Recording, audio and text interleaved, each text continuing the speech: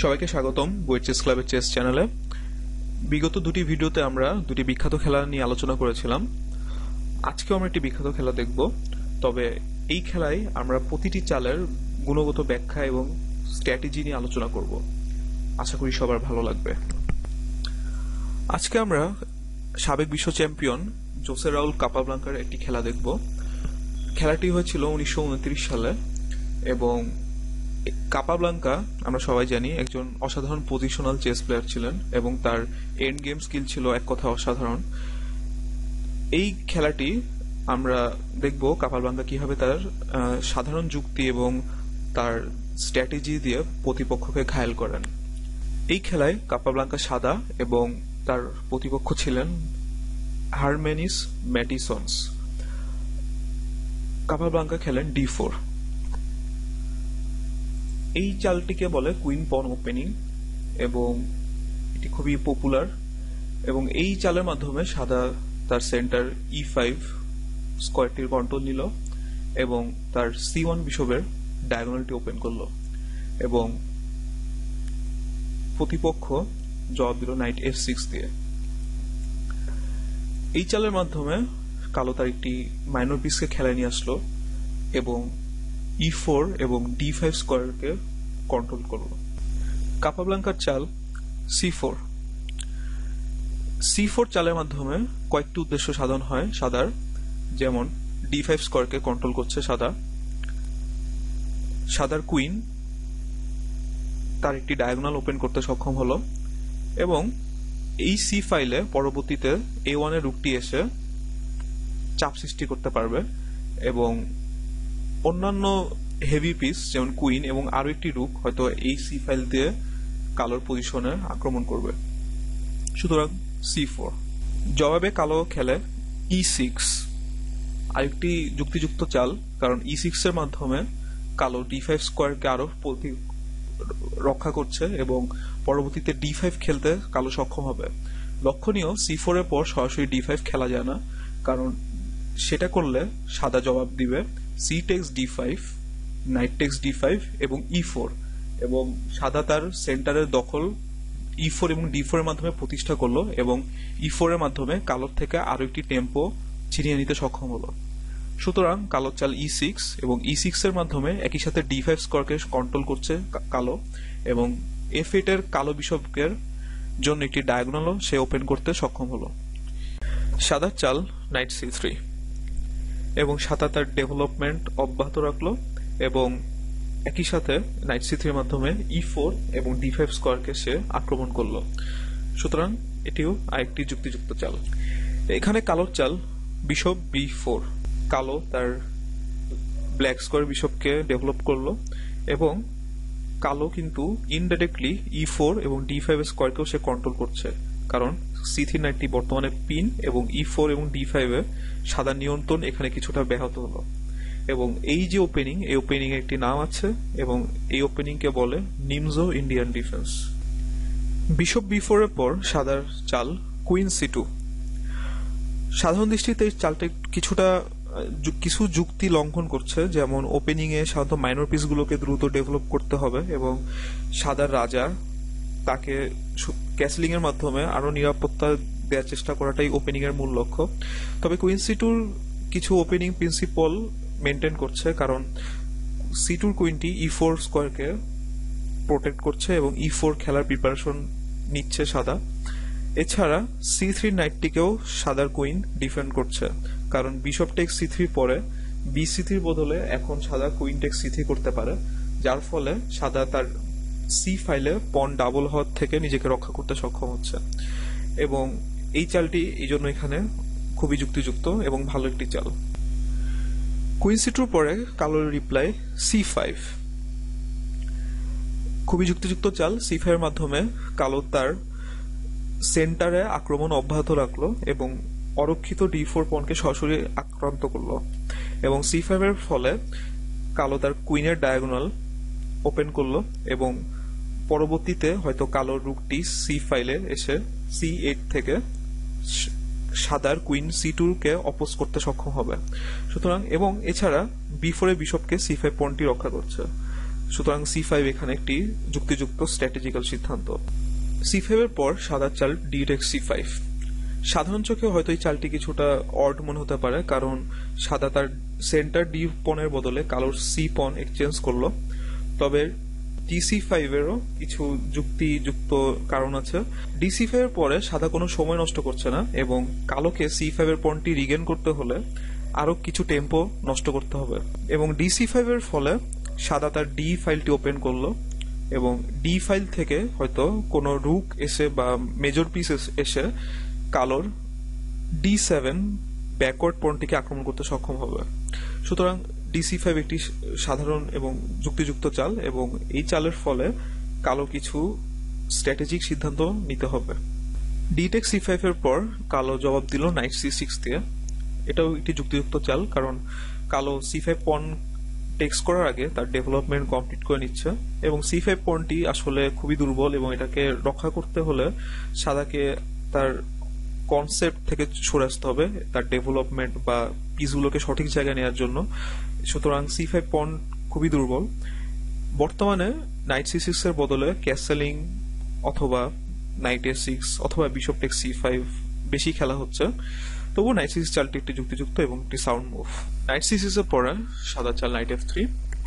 সাদা তার এই চালের মাধ্যমে ডেভেলপমেন্ট কন্টিনিউ করলো, এবং সাদা e5 এবং d4 দুটি সেন্ট্রাল স্কোয়ারকেও কন্ট্রোল করছে এখানে। নাইট f3 পর কালো রিপ্লাই বিশপ টেক c5, এবং এই চালের মাধ্যমে কালো তার ম্যাটেরিয়াল ব্যালেন্স করলো, এবং সাদার চাল বিশপ f4। বিশপ f4 এর বদলে বিশপ g5 যদি খেলা হয় সেটিও যুক্তিযুক্ত, কারণ এই চালের মাধ্যমে সাদা কালোর নাইট এবং কুইনকে পিন করে রাখছে, এবং বিশপ f4ও কিছু যুক্তি আছে।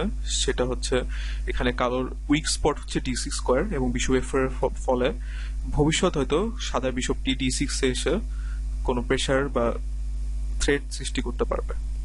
বিশপ f4 এর পর কালো চাল d5, এবং সেন্টারে কালো সরাসরি আঘাত করছে, এবং এখন d5 এর ফলে ব্যাকওয়ার্ড ডি পনটি আর উইকনেস না কালোর জন্য, এবং d6 স্কোয়ারকেও কালো এখন কন্ট্রোল করছে। d5 এর পরে সাদার চাল e3। নর্মাল মুভ e3 ফলে সাদার f1 বিশপটি c4 পনকে আরো প্রতিরক্ষা দিচ্ছে, এবং সাদার বিশপ পরবর্তী চালে খেলায় চলে আসবে। e3 পর কালোর চাল কুইন a5। কালোর প্ল্যান কুইন a5 এর পর বিশপ b4 দিয়ে হয়তো এক সময় সাদার নাইটটি টেক্স করে সি ফাইলে ডাবল পন সৃষ্টি করা, এবং এই উইক c4 c3 পনকে ভবিষ্যতে আক্রমণ করা। তবে এই প্ল্যানটি সময় সাপেক্ষ এবং কিছুটা ডেঞ্জারাস, এবং খেলায় দেখবো যে এই প্ল্যানটি কিভাবে কাপাব্লাঙ্কাকে খেলায় সহজেই কিছু অ্যাডভান্টেজ দিতে সহায়তা করেছিল।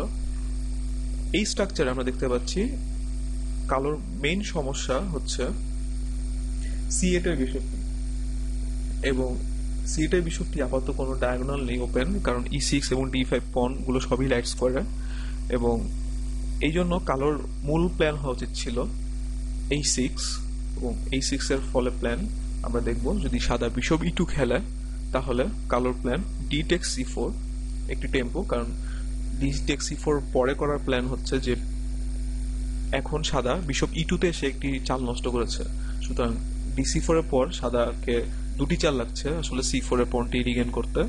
সুতরাং a6 একটি ওয়েটিং মুভ একই সাথে, এবং d4 এর পর সাদার চাল বিশপ c4 এবং b5 একই সাথে আরেকটি টেম্পো গেইনিং মুভ, এবং বিশপ e2 এর পর হয়তো বিশপ b7 অথবা কুইন b6 এসে কালো তার পিসগুলোকে আরো কোঅর্ডিনেট করছে, এবং এখন কিন্তু c8 এর বিশপটি এখন একটি লম্বা ডায়াগোনাল কন্ট্রোল করছে। সুতরাং এইভাবে কালো তার নিষ্ক্রিয় পিসটিকে খেলায় নিয়ে আসতে পারছে। সুতরাং এটি হওয়া উচিত ছিল মূল প্ল্যান। সাদার রিপ্লাই বিশপ e2, এবং সাদা পরবর্তী চালে ক্যাসলিং এর প্রিপারেশন নিচ্ছে, এবং ক্যাসলিং এর ফলে সাদার দুটি রুক কিন্তু কানেক্টেড হয়ে যাচ্ছে, এবং রুক দুটি খেলায় সহজে চলে আসবে। প্রশ্ন উঠতে পারে এখানে বিশপ d3 নয় কেন বিশপ e2 এর বদলে, কারণ বিশপ d3 আরো অ্যাক্টিভ মুভ, এবং d3 বিশপটি e2 বিশপ থেকে অনেক বেশি স্কোয়ার কন্ট্রোল করছে, এবং ভবিষ্যতে সাদা কালো রাজার প্রতি অনেক থ্রেট তৈরি করতে পারবে। কিন্তু বিশপ d3 সম্ভব না, কারণ এখানে নাইট b4, একই সাথে কুইন C2 এবং D3 বিশপকে আক্রমণ করছে, এবং কুইন B1 এর পরে night text D3, queen text D3।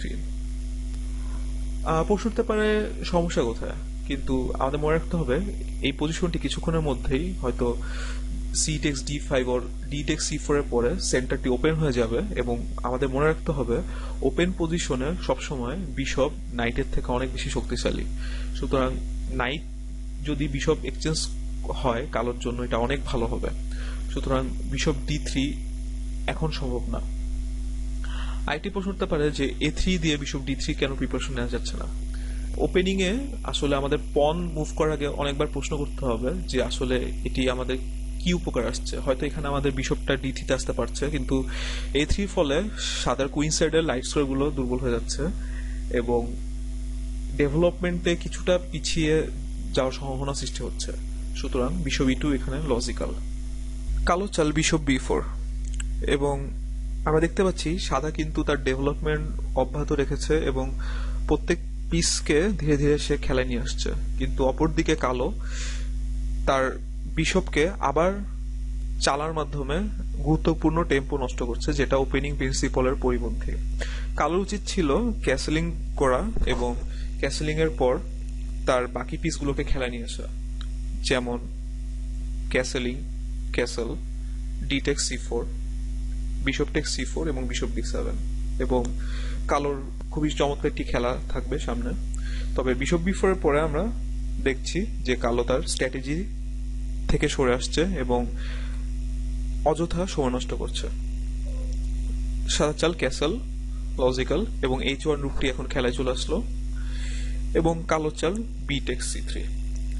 সুতরাং আমরা দেখলাম কালোর বিশপটি F8 থেকে B4, দেন C5, দেন আবার B4 এবং C3 তে আসলো।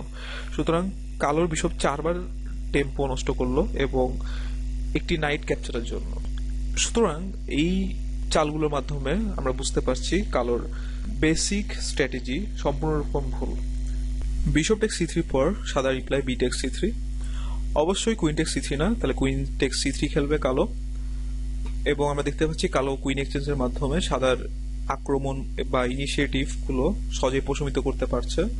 এবং লক্ষণীয় এখানে সাদার কুইনটি কালোর কুইন অপেক্ষা ভালো, কারণ সাদার কুইনটি সেন্টারকে কন্ট্রোল করছে এবং পরবর্তীতে কালো রাজার প্রতি আক্রমণেও সহায়তা করতে পারবে।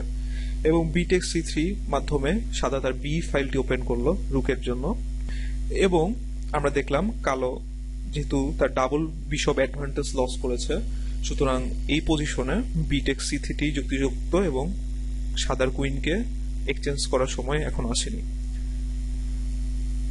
বি টেক্স C3 পর কালো চাল ক্যাসেলিং, ক্যাসেলিং এর পর সাদার চাল রুক B1। সাধারণ মানুষের চোখে মনে হতে পারে এই চালে পিছিয়ে তেমন কোনো যুক্তি নেই, শুধু শুধু B7 পরকে আক্রমণ করছে, যেটি well protected by C8 bishop. তবে সমস্যা হচ্ছে এই পজিশনে কালো সহজেই বিশপ D7 দিয়ে ডেভেলপমেন্ট কমপ্লিট করতে পারছে না। তার এখন বর্তমানে এই কাজটি করতে হলে হয়তো B6 এবং বিশপ B7 অথবা বিশপ D7 আসতে পারে। আরেকটি ব্যাপার, এখন B6 এর সমস্যাটা কোথায় এখন চোখে পড়ছে না সহজে, তবে একটু চিন্তা করলে দেখা যায় যে B6 এর ফলে A5 এর কুইনটি কিন্তু সহজে কিং সাইডে চলে আসতে পারে না। যেমন এখন কুইনের রিটার্নিং যে স্কোয়ার D8 বা C7 এটি এখন বন্ধ, এবং কিং এর ডিফেন্সে কুইন কিন্তু সহজে আসতে পারবে না। এছাড়া C6 এর নাইটটি কিছুটা দুর্বল এখন, এবং আমরা দেখবো এই কনসেপ্ট গুলো কাজে লাগিয়ে সাদা কিভাবে খেলাটি কন্টিনিউ করে। সুতরাং রুক B1, রুক B1 এর পর কালো চাল কুইন A3, কুইন A3 উদ্দেশ্য E7 এ এসে কালোর রাজাকে আরো প্রতিরক্ষা দেয়া, এবং আমরা জানি যে এই পজিশনে যদি বিশপটাকে ডেভেলপ করতে হয় কালোর C8 এর, তাহলে B6 খেলাটা প্রয়োজনীয়, কিন্তু এই পজিশনে B6 খেললে কালো তার কুইনের জন্য রিট্রেডিং কোনো স্কোয়ার খুঁজে পাচ্ছে না, এবং যদি বিশপ B6 খেলা হয় তাহলে বিশপ D6, রুককে আক্রমণ, রুক D8, রুক B5 এবং only move queen A6, C takes D5, rook takes D6।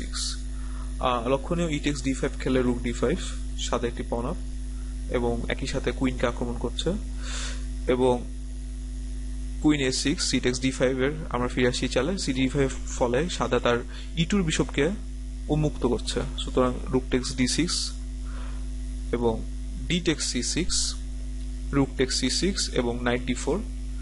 এবং এই পজিশনে দেখতে পাচ্ছি সাদা তার ডেভেলপমেন্ট অনেক বেশি এগিয়ে গেছে এবং কুইন a6, রুক c6 এবং বিশপ c8 অবস্থা খুবই নাজুক। এবং পরবর্তী চালে সাদা রুক সরে গেলে হয়তো d6 এ যদি আসে, দেন রুক g5 এবং কুইনকে আক্রমণ করা হচ্ছে একই সাথে। এবং কুইন a3 পর সাদা নাইট b5 অথবা বিশপ f3 এসব চালের মাধ্যমে হয় নাইট b5 এর মাধ্যমে এক্সচেঞ্জ নিয়ে নিতে পারছে, অথবা বিশপ f3 ফলে আরো কালোর পজিশনে প্রেসার ক্রিয়েট করতে পারছে। সুতরাং পজিশনটি খুবই খারাপ কালোর জন্য এবং সাদা এখানে জয়ের দ্বার প্রান্তে। সুতরাং কুইন a3 এবং কালো আশা করছে যে সে কোনো ডিফেন্সিভ রিসোর্স খুঁজে পাবে এবং সাদা চাল রুক fd1। এবং এই চালের মাধ্যমে সাদা তার সম্পূর্ণ ডেভেলপমেন্ট কমপ্লিট করলো এবং ডি ফাইল এবং বি ফাইলে দুটি রুকই খুবই অ্যাক্টিভ। এবং এখন খেলাটি চলে এসেছে মিডল গেম পর্যায়ে এবং এই পজিশনে দেখতে পাচ্ছি যে কালো ডেভেলপমেন্টে পিছিয়ে আছে এবং তার পিসগুলো সঠিক পজিশনে নেই। সুতরাং দেখা যাক কি হয়। কালো চাল b6 এবং b6 এর ফলে এখন c8 এর বিশপটি অবশেষে বিশপ b7 স্কোয়ারে চলে আসবে। কুইন e7 এর মাধ্যমেও কালো কন্টিনিউ করতে পারতো, কিন্তু এই চালটিও কিছুটা সময় নিচ্ছে এবং কালো আশা করছে b6 এর মাধ্যমে সে এখন তার ডেভেলপমেন্ট কমপ্লিট করবে। এই পজিশনে সাদা তার ডেভেলপমেন্ট সবই কমপ্লিট করেছে এবং তার পিসগুলো যথেষ্ট আক্রমণাত্মক স্থানে। সুতরাং যেহেতু আক্রমণাত্মক স্থানে এবং কালো ডেভেলপমেন্টে পিছিয়ে আছে, সুতরাং সাদার উচিত পজিশনটিকে ওপেন করে দেওয়া এবং পজিশন যত ওপেন হবে ততই তার পিসগুলো খেলায় সহজেই আরো অ্যাক্টিভলি পার্টিসিপেট করতে পারবে এবং কালো রাজার পজিশন আরো নাজুক হবে। সুতরাং ওপেন করার প্রসেস সাদা শুরু করে সি টেক্স ডি5 এর মাধ্যমে এবং আশা করছে সাদা ই টেক্স ডি5 করবে এক সময় কালো এবং ডি5 পনে একটি উইকনেস সৃষ্টি হবে যেটাকে সাদা আক্রমণ করতে পারবে এবং একটি আইসোলেটেড পন ক্রিয়েট করার চেষ্টা করছে সাদা। সুতরাং কালোর চাল নাইট ডি5, কারণ অবশ্যই ই ডি5 ভালো না, কারণ হয়তো এই চালের মাধ্যমে কালো তার উইকনেস আরো বেশি সৃষ্টি করছে এবং হয়তো সাদা ইমিডিয়েটলি c4 খেলতে পারে এবং c4 এর ফলে যদি কালো ডি টেক্স c4 করে তাহলে বিশপ d6 একই সাথে কুইন এবং রুককে আক্রমণ করছে। সুতরাং c4 এর পরে সাদার c4 এর জবাবে কালোর অনলি মুভ বিশপ e6, তাহলে c takes d5, bishop text d5 এবং এখানেই আকর্ষণীয় একটি চাল রুক টেক্স d5 এবং এখানে লক্ষণীয় নাইট টেক্স d5 এর পর কুইন টেক্স c6 এবং একটি রুকের বদলে সাদা দুইটি মাইনর পিস জয় করতে সক্ষম হচ্ছে এবং যেটা সাদার জন্য ফেভারেবল এক্সচেঞ্জ। নাইট d5 এর পর আমরা দেখতে পাচ্ছি কালো আশা করছে হয়তো তার প্রবলেম কিছুটা হলেও সলভ হয়েছে, কারণ আমরা দেখেছি আগের ভ্যারিয়েশন গুলো ই টেক্স d5 এর পর কালো পজিশন অলমোস্ট লুজিং এবং নাইট d5 এর মেরিট আছে f4 বিশপকে সে আক্রমণ করছে। নাইট d5 এর পর সাদা রিপ্লাই নাইট g5, থ্রেড খুবই সিম্পল, কুইন f7 এর মাধ্যমে চেকমেট এবং কালো রিপ্লাই f5, থ্রেডটি মোকাবেলা করলেন সেভাবে এবং f5 ফলে আমরা দেখতে পাচ্ছি সে থ্রেডটি থামিয়ে দিলেও তার পজিশনে নতুন উইকনেস সৃষ্টি হয়েছে, সেটি হচ্ছে তার e6 পন এবং e6 পনের ডিফেন্ডার এখন বর্তমানে তার c8 বিশপটি। সুতরাং এখন এই পনকে বাঁচাতে হলে c8 বিশপকে অনেকটা ভূমিকা রাখতে হবে এবং এরপর দেখতে পাচ্ছি যে b6 চালটি আসলে এই স্ট্রাকচারের সাথে যাচ্ছে না, কারণ b6 এর এইমই ছিল বিশপটাকে b7 এ নিয়ে আসা। সুতরাং f5 এর ফলে সাদা বাধ্য করলো তাকে f5 খেলতে এবং c8 এর বিশপটি এখনো বুঝতে পারছে না আসলে তার রোলটি কি হবে। তবে f5 এর বদলে যদি সাদা নাইট g5 পর যদি কালো f5 না খেলে নাইট f6 আসে তাহলে খুবই সিম্পল, বিশপ d6 এবং কালো তার এক্সচেঞ্জ হারাবে এবং g6 যদি আসে তাহলে আমরা দেখতে পাচ্ছি f6 এবং h6 এবং এই স্কোয়ার গুলো উইক হয়ে পড়ছে এবং কালো যেহেতু কোনো ডার্ক স্কোয়ার বিশপ নেই, সুতরাং সাদার ডার্ক স্কোয়ার বিশপটি সহজেই এই উইকনেস গুলোকে কাজে লাগাতে পারে। সুতরাং কালো সিদ্ধান্ত নিল কিং সাইড উইকনেস না রেখে সে e6 এর উইকনেসটিকে প্রাধান্য দিল এবং f5 খেলার সিদ্ধান্ত নিল। f5 এর পর সাদার চাল বিশপ f3 এবং বিশপ f3 ফলে আমরা দেখতে পাচ্ছি সাদা তার লম্বা a1 A8 এবং H1 ডায়াগোনালটি সে কন্ট্রোলে নিয়ে আসলো এবং থ্রেড খুবই সিম্পল। এখানে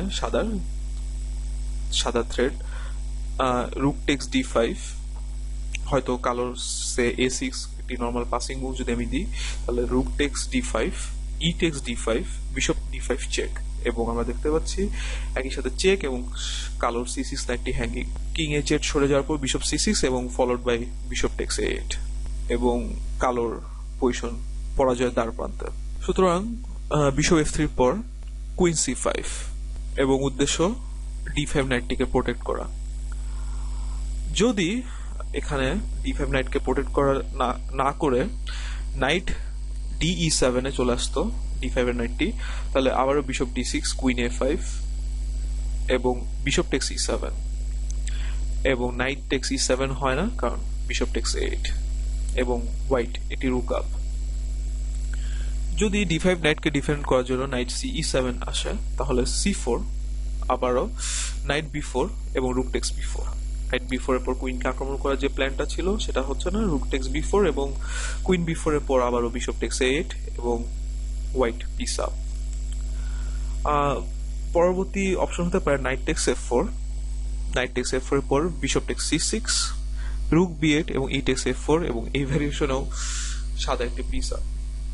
বাকি থাকে queen text C3, queen text C3, night text C3 এবং দেখা যাচ্ছে এখানে কালো একটি ফোর্ক করতে সক্ষম হয়েছে, কিন্তু bishop text C6, night text D1, রুক D1 এবং বিশপ A6 এর পর বিশপ টেক্স A8 এবং রুক A8 এবং আবারও সাদা একটি পিস আপ। সুতরাং কালো সিদ্ধান্ত নিল কুইন C5।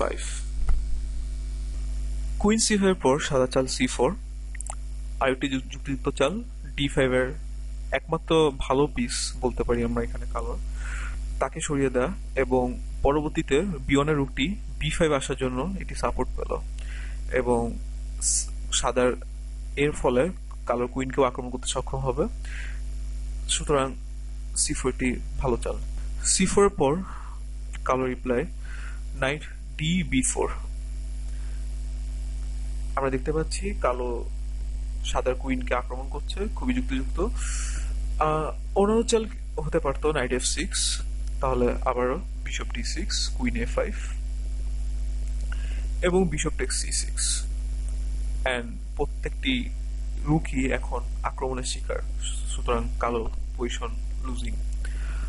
C4 এর পর যদি নাইট টেক্স F4 করে তাহলে রুক B5, intermediate move, queen E7 এবং bishop text C6, queen text G5 এবং ই টেক্স F4 এবং কুইনকে আক্রমণ করছে এবং A8 রুকও হ্যাঙ্গিং।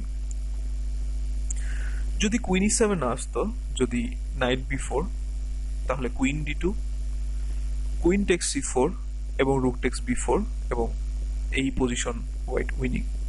অপর অপশন হতে পারতো নাইট DE7, তাহলে আবারও বিশপ D6, কুইন A5 এবং বিশপ E7 এবং নাইট E7 খেলে বিশপ A8। সুতরাং বলা চলে নাইট B4 কিছুটা যুক্তিযুক্ত চাল এবং নাইট B4 এর পর সাদা reply queen B3, force move কারণ সাদার কুইন আক্রমণের শিকার হয়েছে এবং বিশপ D6 কিন্তু সাদার থ্রেট এখন এবং এর ফলে কালো E5 খেলতে কিছুটা হলেও বাধ্য। সো কালো চাল E5। E5 এর ফলে শুধুমাত্র বিশপ D6 কে আটকাচ্ছে না, বাট তার C8 বিশপটা কিন্তু এখন কিছুটা আলোর মুখ দেখছে এবং E6 এর উইকনেসটা দূর হয়েছে। সো E5 এর পর সাদা চাল A3 এবং এখন আমরা দেখতে পারবো একটি বিউটিফুল কম্বিনেশন। এখন A3 এর পর কালো রিপ্লাই নাইট A6 এবং যেটি একটি মিস্টেক।